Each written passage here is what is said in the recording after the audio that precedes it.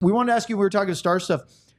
We always like to get the outside impression of Dallas because we cover the team. You know, you're looking at the Bruins constantly. You just wonder, when you get away from the Stars bubble, get away from the, what's the viewpoint from outside looking in? I love the roster they've got here. I really do. I mean, Ottinger's a terrific goaltender. You know, they've built some really good talent here. You know, from, you mentioned Wyatt Johnston earlier. I love his game. I love what he brings to the table, not just because of his name, but you know, but no, really, top to bottom, it's a roster that's built to contend. And, you know, you got to give them a lot of credit for what they've put together here. I mean, we got a chance to see them firsthand up in Boston, and they were really impressive. I hadn't had a chance to see them in person before. And, you know, they played really well against the Bruins. I'm looking forward to, that's why, you know, I'm hoping if the Bruins are, you know, finding their A game, it's a good time to test against one of the better teams in the West here. That was the first time we saw the power play come together, I think.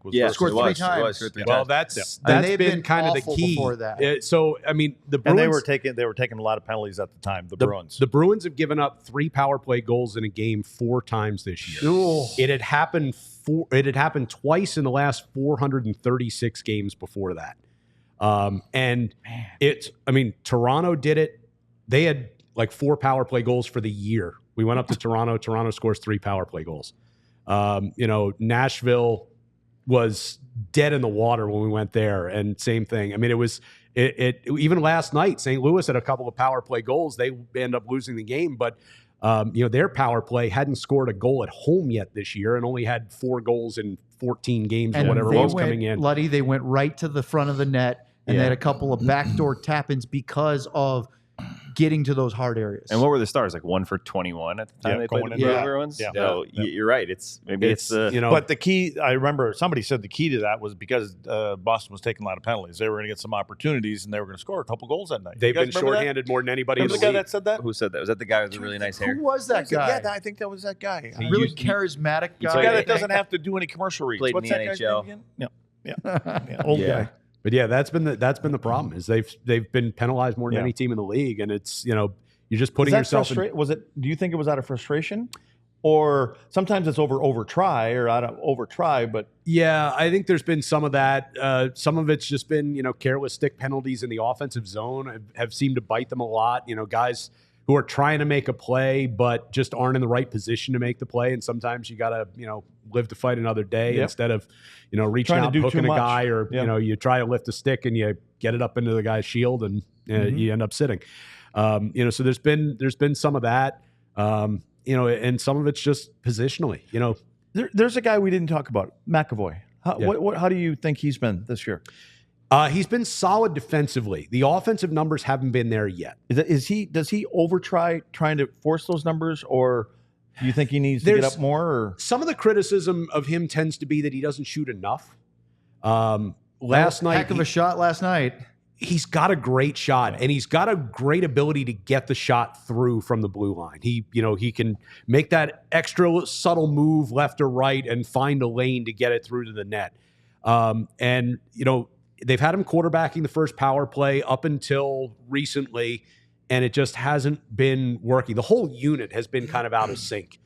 And so they tried Hampus Lindholm there last night, and then Hampus got hurt in the first period, and so McAvoy ended up having to take it back over. But he scored a huge goal last night. He didn't have a point in, I want to say it was 12 games going into that. So we talked to him on the post game immediately after the game. I asked him, how good did that goal feel? He's like, I'm not going to lie, I really needed that one. Mm-hmm. You know, I think his confidence was a little shaken as far as his offense goes, but he's still been solid defensively. But I think, you know, and I think I mentioned this earlier, both he and Pastrnak kind of took that leadership last night to another level and said, we're not going to lose this game in the third period. And that's what people are hoping to see out of him. Yeah. You know, he's not good. We talk about it all the time. He's probably not going to win a Norris because that's become an offensive players award. And he's not going to be an 80 or 90 point defenseman, but he's going to give you 45 or 50 points.